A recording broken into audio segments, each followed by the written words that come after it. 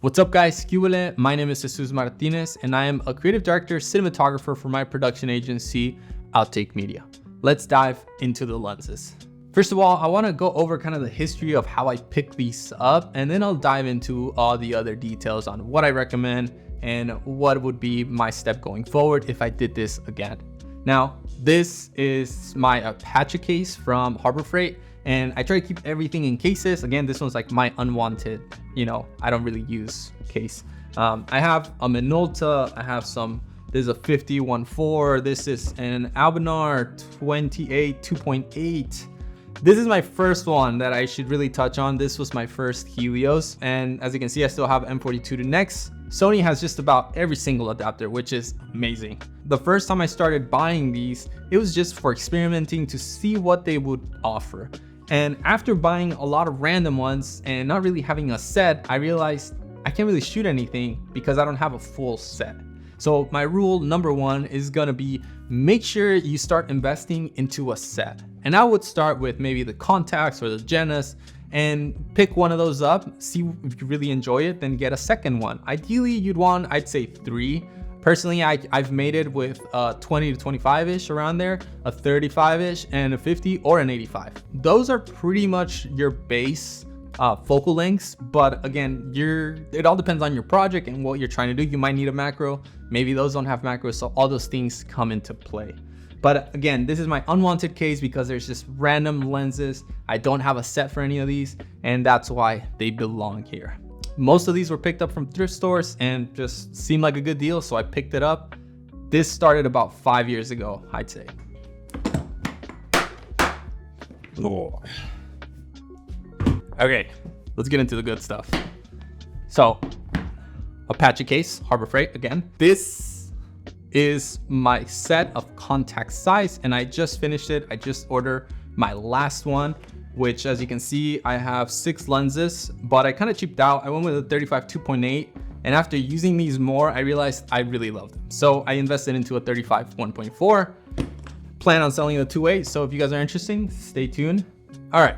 So into the case, I started with the 35, I believe, 35 or the 25 mil, one of those. And I started shooting with it, and I realized that shooting with these vintage lenses was taking off that digital edge was giving me more, and I hate to say the word, but cinematic, more of the cinema style lenses, because softer edges, a little bit of distortion, not too crazy. It just looked very nice. It just enough to take that digital edge and give me that film-like vibe that I love playing around with. So I was super happy with my 35 that I decided I should just upgrade and just get the whole set. This was literally after shooting a short film with this. After trying to thrift and having issues not getting a whole set, and sometimes the prices are too much. These thrift stores are starting to charge way more money. So for me, I decided to just go on eBay, and eBay honestly has the best options. Most of these lenses came from Japan. You gotta make sure they do not have fungus. You gotta make sure they're not hazy. Just try to get a really good copy, because if you get your first vintage cinema lens, these are photo lenses, but they use cinema glass. That's the biggest thing. But if you buy your first vintage lens and it's all hazy or has fungus, you're not gonna get the best image out of it. So make sure you get a good copy once you're ready to start investing into these. So yeah, this is my full set of contacts. I love it. And if you guys want to learn about modding, let me know. I'll make a full video about what I've done for these. All right, I'm kind of pumped on this one.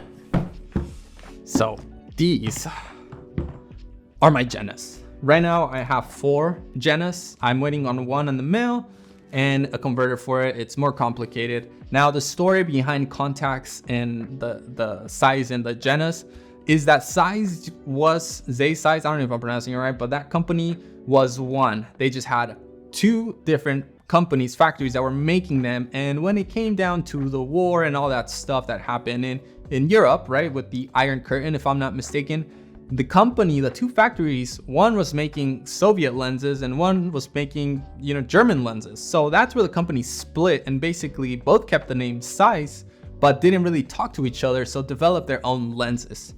That's the short end of how this story went down. But Genus, they decided to keep a really, really close focus on their lenses, which is amazing, and I love the effects that it causes. I started to shoot with the 20mm. That was the first one I picked up. And after now having experience with my contacts, I realized, you know what, I should just get like 2 or 3 lenses because I can actually shoot a project with them and really test them. And I shot a project and I was so happy with it that I figured, you know what, I'm gonna just buy the set. And as it is, I am running 20mm. There's 2 lenses that are extremely characterized that people know, and it's the 22.8. That is a super sick lens, and this is the Zeiss Jenna Flectagon. This is my favorite one. It does this beautiful distortion that I love. And then the 35mm, which is kind of odd because it goes to 2.4 aperture. This one is super, amazing as well. Beautiful distortion. It gives you a sharp, very, very vibrant image that I love. Both of them do. I feel like get a little bit more on this. I still gotta make more work with them. But yeah, this is basically my collection. And this is one of my newest, actually, I should share. This is a Helios fully rehoused. Beautiful gears, beautifully declicked, very smooth focus. And it's a Helios 44 and it's anamorphic.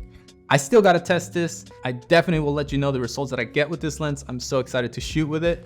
But as you can tell, my collection went from a bunch of random lenses to now actually researching and looking at what lenses I wanted to pick up. I recommend you pick up 1 lens from a set, figure out which one you actually enjoy and you kind of like the characteristic, pick up your second and your third one and go from there if you want to build the whole set.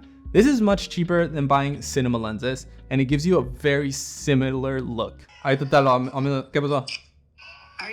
What are you doing? Estoy grabando. I was actually debating on doing the conversions with these lenses, but I now realize there's no point because I'm getting the same effect with my Sony adapter. And the best part that I just realized is I can actually get an actual Contax 35mm film camera, and I have all the lenses for it, which I'm actually waiting on that camera. And now I have a full set. If I ever want to shoot 35mm on a project, I have a full set of lenses and I can shoot film now. So yeah, I think it's worth it more to keep him in their original state rather than rehousing him and doing all that when I can have more use of the lenses. That's all I have for you guys today. I hope you guys learned something and found this interesting. If you guys have any questions or any suggestions, future videos, would love to hear your thoughts. Drop it down below. Make sure you subscribe and like the video. And I don't know if I already said that, but I will see you on the next video. If you guys are looking to have a production in San Diego or you're looking for a cinematographer, someone to work with, would love to jump on a project. As long as it's a great project, I am always open to collaborating and making cool stuff. Thank you again, and I'll see you on the next video.